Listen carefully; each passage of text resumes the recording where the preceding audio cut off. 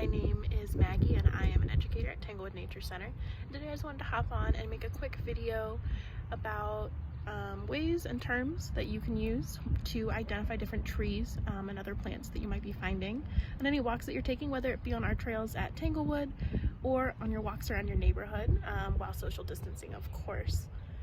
So the first thing that's really important to do is to determine if the tree is a conifer tree.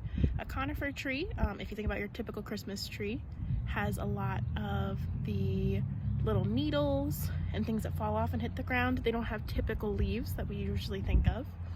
They've also got some sort of cone, usually like a pine cone, things like that. If you decide that the tree is not a conifer tree, then it's probably a deciduous tree. And that deciduous tree means that it loses its leaves for part of the year. So usually in autumn, the leaves will fall and it's barren for most of the winter and early spring. So once you've done that, the next thing you can do is start looking at different parts of the tree. I usually start with the branches because for me it's a pretty quick sign to tell if it's a certain type of tree. So there are two different types of branching that are important to note. The first I actually have an example of is our alternate branching. Now what that means is that they don't come out at the same point.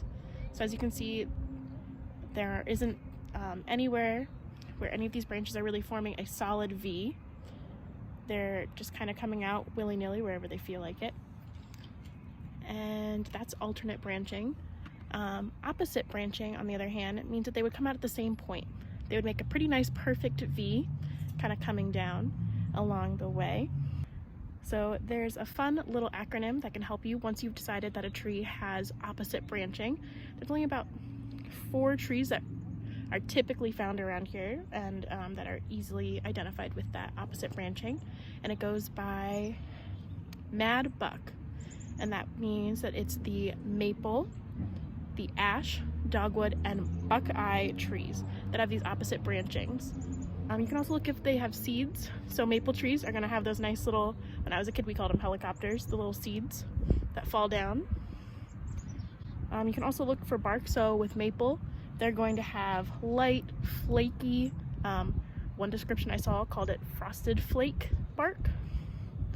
And ash, which is a pretty typical one once you find those opposite branchings, means that they're going to have compound leaves. It's going to have a diamond patterned bark.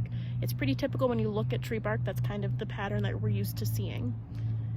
So I hope that you can take these with you and really use some of these terms to look up different trees that you might be finding. You can always take a picture, take it home, kind of describe it in Google.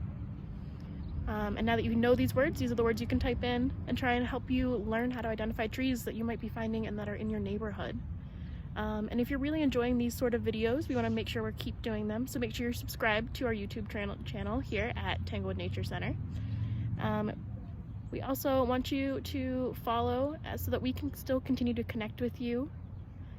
So follow our Instagram, like us on Facebook, and follow us on Snapchat as well. We're still doing videos there. And if you have anything that you really are interested in learning about, your kids are really interested in learning about, we definitely want to make sure we're tailoring these videos to you. So definitely leave us a comment, reach out to us, and we'd love to do those videos for you. Until we can all be together again, or until the next video, have a great day.